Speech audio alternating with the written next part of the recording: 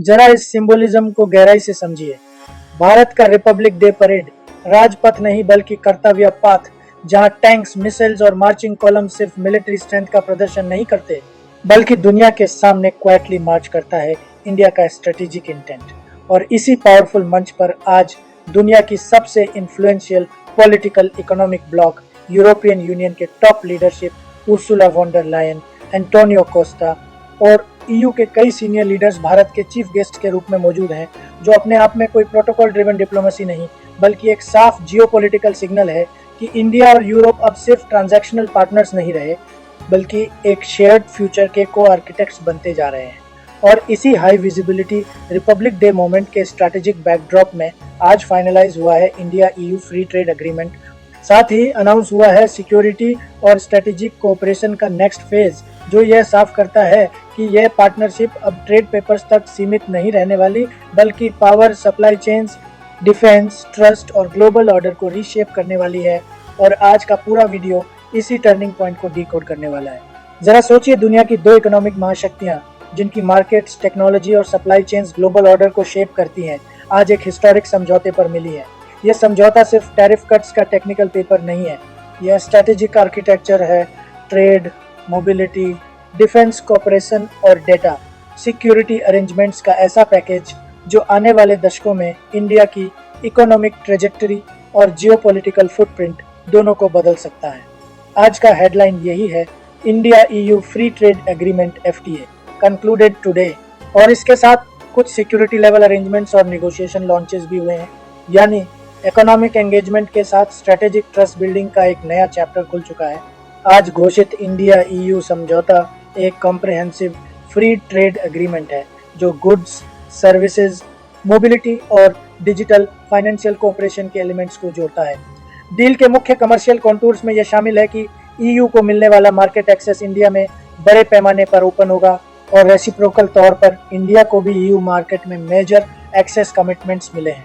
सरकारों के मुताबिक इंडिया ने more than 99% of exports by trade value के लिए अनप्रेसिडेंटेड मार्केट एक्सेस सिक्योर किया है, जबकि ईयू ने भी करीब 96.6% ऑफ ईयू गुड्स वैल्यू के लिए टैरिफ एलिमिनेशन या रिडक्शन कमिटमेंट्स दिए हैं।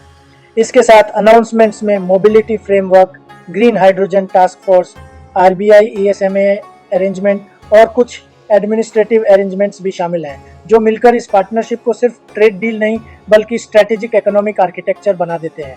इंडिया के लिए इस डील के इमीडिएट इकोनॉमिक बेनिफिट्स मल्टीफोल्ड हैं। सबसे निर्णायक गेन यह है कि इंडियन एक्सपोर्ट्स को ईयू मार्केट में गारंटीड मार्केट एक्सेस मिलेगा, जो textiles, James, jewellery, pharmaceuticals, engineering goods और आईटी एनेबल्ड सर्विसेज को डायरेक्ट बूस्ट दे सकता है। ऐसे सेक्टर्स जिनके लिए यूरोप हाई वैल्यू डिमांड और प्रीमियम प्राइसिंग प्रोवाइड करता है। टैरिफ रिडक्शंस और रेगुलेटरी फैसिलिटेशन से इंडियन एक्सपोर्टर्स की कॉम्पिटिटिवनेस बढ़ेगी, ट्रेड कॉस्ट घटेंगे, मार्जिन्स इंप्रूव होंगे और लार्ज स्केल जॉब क्रिएशन की संभावना बनेगी। इसके अलावा सर्विसेज और मोबिलिटी अरेंजमेंट से इंडियन आईटी प्रोफेशनल्स और स्किल्ड वर्कफोर्स को स्मूदर एक्सेस मिलेगा, जिससे सर्विसेज लेड ग्रोथ को सस्टेन करने में मदद मिलेगी। स्ट्रेटेजिकली सबसे बड़ा फायदा यह है कि इंडिया अपने मेक इन इंडिया और डोमेस्टिक मैन्युफैक्चरिंग एम्बिशंस के लिए सिक्योर सप्लाई चेन्स बिल्ड कर पाएगा। ईयू इन्वेस्टमेंट और टेक्नोलॉजी ट्रांसफर, खासकर क्लीन एनर्जी, ऑटोमोटिव, एरोस्पेस और ग्रीन हाइड्रोजन सेक्टर्स में इंडिया में हाई वैल्यू मैन्युफैक्चरिंग और लोकल वैल्यू एडिशन को एक्सेलरेट करेगा। इसका long term impact industrial capability, export diversification और जीडीपी ग्रोथ तीनों पे पड़ेगा। हालांकि यह बेनिफिट इमीडिएट नहीं बल्कि फेज्ड होगा। इम्प्लीमेंटेशन टाइमलाइंस, रेटिफिकेशन प्रोसेस और सेक्टर वाइज स्केड्यूल्स के बाद, और कुछ सेंसिटिव सेक्टर्स जैसे एग्रीकल्चर और डेयरी पर एक्सक्लूजन्स अभी भी बने रह सकते हैं। ईयू के लिए यह डील इकोनॉमिक और स्ट्रेटेजिक दोनों नजरियों से अट्रैक्टिव है। इकोनॉमिक साइड पर ईयू एक्सपोर्टर्स को machinery, chemicals, aircraft parts, automobiles, luxury goods और वाइन, स्पिरिट्स जैसे हाई वैल्यू आइटम्स पर लोअर ड्यूटीज मिलेंगी, जिससे यूरोपियन फर्म्स के लिए इंडिया मार्केट पेनिट्रेशन आसान होगा और एस्टिमेटेड 4 बिलियन यूरोज एनुअली के टैरिफ सेविंग्स जनरेट होंगे, जो ईयू एक्सपोर्टर्स की मार्जिन्स और कॉम्पिटिटिवनेस को क्लियरली स्ट्रेंथन करेंगे। स्ट्रेटेजिकली ईयू के लिए यह deal China centric supply chain से डाइवर्सिफिकेशन का गोल्डन अपॉर्चुनिटी है। इंडिया को एक लार्ज अल्टरनेटिव मैन्युफैक्चरिंग और सर्विसेज हब के रूप में डेवलप करके ईयू अपनी सप्लाई चेन रेजिलियंस बढ़ा सकता है, खासकर critical technologies, green energy components और एडवांस्ड मैन्युफैक्चरिंग सेक्टर्स में ट्रेड एग्रीमेंट के साथ हुए टेक्निकल और regulatory arrangements, digital financial cooperation और green hydrogen task force EU को इंडिया के रैपिडली ग्रोइंग मार्केट के साथ क्लोजर टेक्नोलॉजी और स्टैंडर्ड्स अलाइनमेंट का मौका देते हैं, जिससे लॉन्ग टर्म इकोनॉमिक इंटरडिपेंडेंस और स्ट्रैटेजिक ट्रस्ट दोनों डीपन होंगे। ट्रेड अनाउंसमेंट के साथ कुछ डिफेंस और सिक्योरिटी रिलेटेड आउटकम्स भी सामने आए हैं, लेकिन यहाँ प्रिसिशन बेहद जरूरी है। ऑफिशियल आउटकम्स में सिक्योरिटी ऑफ इंफॉर्मेशन एग्रीमेंट के लिए नेगोशिएशंस लॉन्च, कॉपरेशन से जुड़े administrative arrangements, disaster risk management, advanced electronic seals, signatures और डिफेंस इंडस्ट्रियल कॉपरेशन के फ्रेमवर्क स्टेटमेंट्स शामिल हैं। कुछ आइटम्स पर इमीडिएट साइनिंग हुआ है, जबकि सिक्योरिटी ऑफ इंफॉर्मेशन एग्रीमेंट अभी निगोशिएशन फेज में है।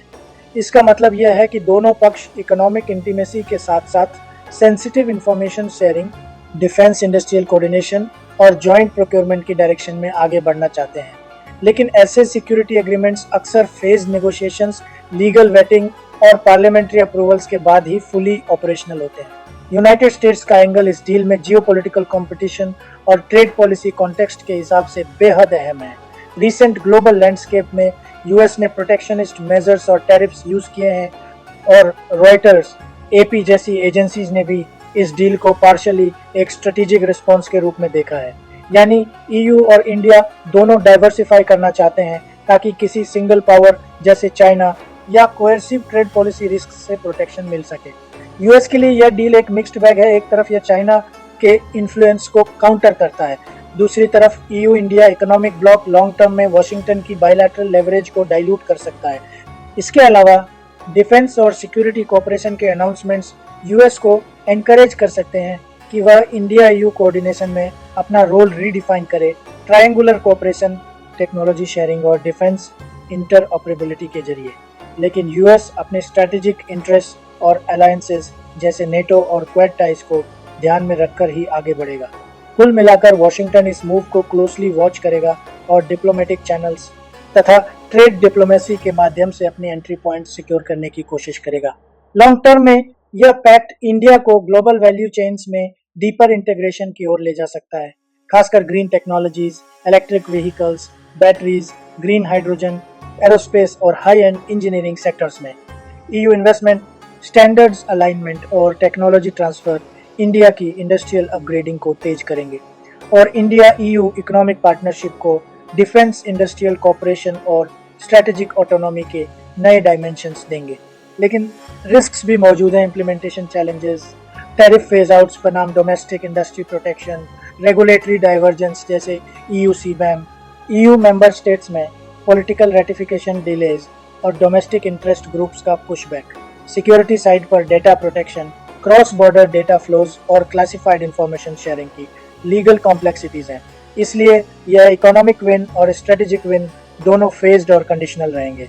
ऐसे मेगा एफटीएस तुरंत लागू नहीं होते।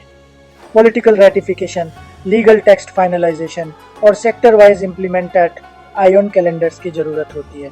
एक्सपेक्ट किया जा सकता है कि टैरिफ कट्स और market access commitments multi year schedules में फेज्ड इन होंगे। सर्विसेज और मोबिलिटी कमिटमेंट्स के लिए बायलैटरल एडमिनिस्ट्रेटिव अरेंजमेंट्स बनेंगे और टेक्निकल टास्क फोर्सेस जल्दी ऑपरेशनल होंगी क्योंकि वे एग्जीक्यूटिव लेवल स्टेप से शुरू होती हैं। डिफेंस और सिक्योरिटी एग्रीमेंट्स भी नेगोशिएशंस, वेटिंग और क्लियरेंसेस के बाद ही ग्राउंड पर ट्रांसलेट होंगे। शॉर्ट में कहा जाए तो ये डील इंडिया के लिए इकोनॉमिक एक्सेस, इन्वेस्टमेंट इनफ्लोज और टेक्नोलॉजी पार्टनरशिप्स का बड़ा अपॉर्चुनिटी विंडो खोलता है, जबकि लॉन्ग टर्म में यह इंडिया यू रिलेशनशिप को एक जेन्युइन स्ट्रेटेजिक पार्टनरशिप में कन्वर्ट कर सकता है जो supply chain resilience, defence industrial collaboration और क्लाइमेट टेक कॉपरेशन को ड्राइव करेगा। ईयू के लिए यह deal market access, tariff savings और चाइना डाइवर्सिफिकेशन का पावरफुल टूल है और यूएस इस इवॉल्विंग आर्किटेक्चर को क्लोजली मॉनिटर करेगा। अंत में जियोपॉलिटिक्स अब सिर्फ बॉर्डर्स और मिलिट्री बेसिस का खेल नहीं रहा, अब यह मार्केट्स, सप्लाई चेन्स, स्टैंडर्ड्स और सिक्योर डेटा फ्लोज का खेल बन चुका है। आज जो इंडिया ईयू चैप्टर खुला है वह ग्लोबल ट्रेड का नया मैप ड्रॉ करता है और उस मैप पर जो स्मार्ट प्लेयर्स और ट्रस्टेड पार्टनर्स होंगे वही अगले डेकेड के इकोनॉमिक स्ट्रेटेजिक विनर्स बनेंगे। यह डील इंडिया के लिए अपॉर्चुनिटी भी है और रिस्पॉन्सिबिलिटी भी। एग्जीक्यूशन, रिफॉर्म्स और स्ट्रेटेजिक क्लैरिटी के बिना यह पोटेंशियल रियलाइज नहीं होगा। अपनी राय कमेंट बॉक्स में जरूर लिखिएगा। अगर आपको डिफेंस और वर्ल्ड अफेयर्स की ऐसी डीप नॉइज फ्री एनालिसिस पसंद आती है तो चैनल को सब्सक्राइब कीजिए और बेल आइकन दबाइए। फिर मिलेंगे एक और बड़ी जियोपॉलिटिकल स्टोरी के साथ। जय हिंद, जय भारत। मैं Ravish Kumar signing off. Thank you.